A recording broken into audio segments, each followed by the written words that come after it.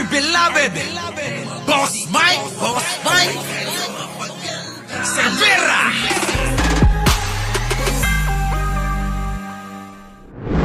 Sabi, nababasa ko sa dyaryo, nababasa ko, naririnig ko sa radyo, television, nasa na mga flood control. Nandyan ang mga flood control na overwhelmed lang. Yan. Tignan ninyo ang statistic.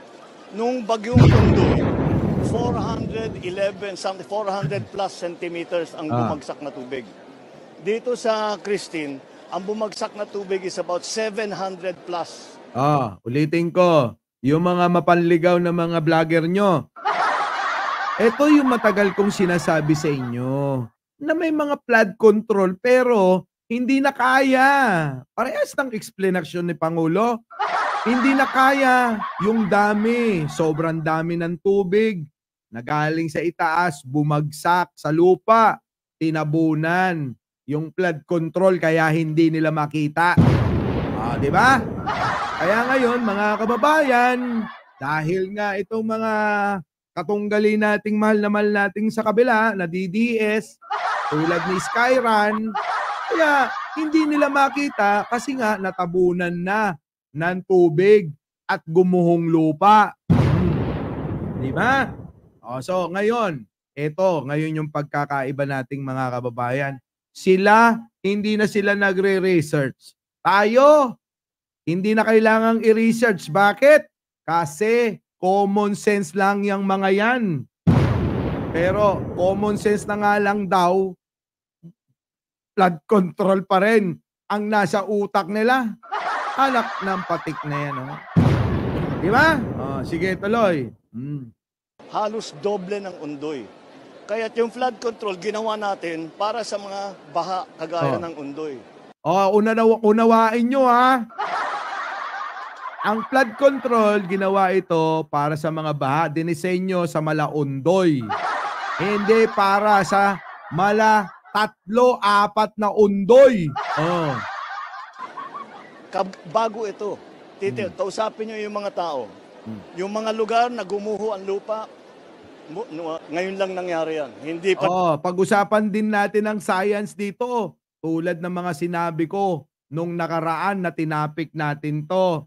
Diba? Tandaan nyo. Pag-usapan din natin dito ang science. Sorry, kung hindi nyo alam ang science, ha? What is science? Science is, Wait, bubulol ako. Sabi ng ng classmate ko, tatandaan ko to eh. Sa mga Ilocano, eto na lang. Ito yung pumasok sa isip ko. What is science? Science is pa-science. Alam niyo yun?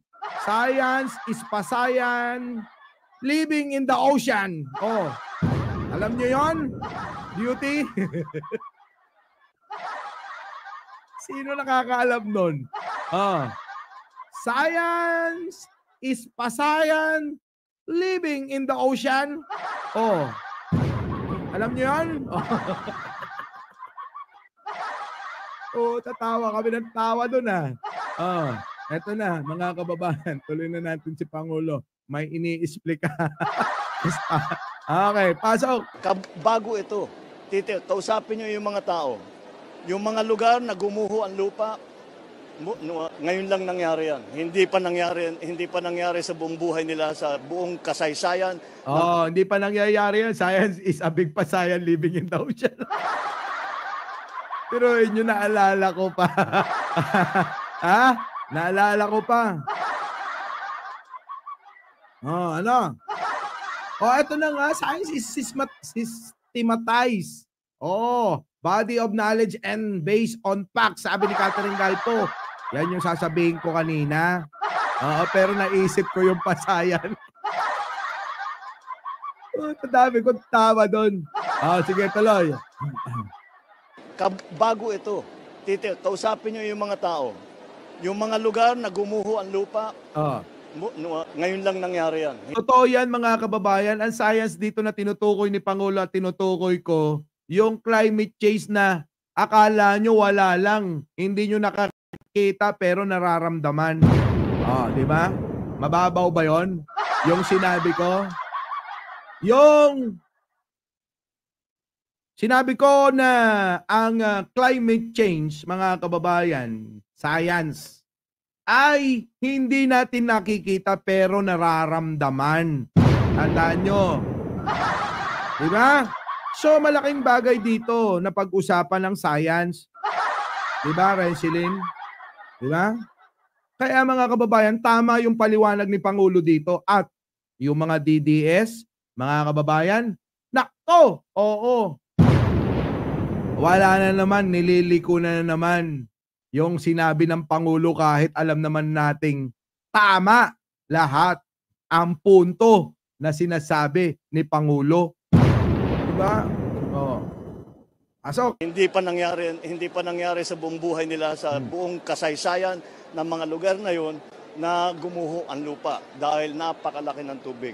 correct. Tapos yung mga nabaha, ganun din. Bumabaha siguro dati, pero hindi ganito kalaki. Oh. Nagbago talaga ang panahon. Oh, nagbago talaga ang panahon, mga kababayan. Bigyan ko kayo ng example. Para ito sa mga bobo na nandito na hindi makaintindi ng 1+1. Oh. Alam nyo kung ano? Yung pagbabago ng panahon. Hindi lang yung bagyo, lindol, at kalamidad na nararamdaman natin at nararanasan natin dito. Pati yung teknolohiya. Kung dati tayo sabay-sabay nagdarasal habang kakain ng agahan, tanghalian at hapunan. Ngayon mga kababayan, pansinin ninyo, lahat ng mga nandito, baka naman, siguro majority ha, lahat hindi na nagdadasal. Bakit? Kasi nakatutok na lang sa telepono. Diba? Yan yung pagbabago. Lahat ng bagay sa mundo nagbabago. Oh. Yan yun. Hindi lang yung mga nature, hindi lang yung mga kalamidad. Nako, marami pa. 'Di ba?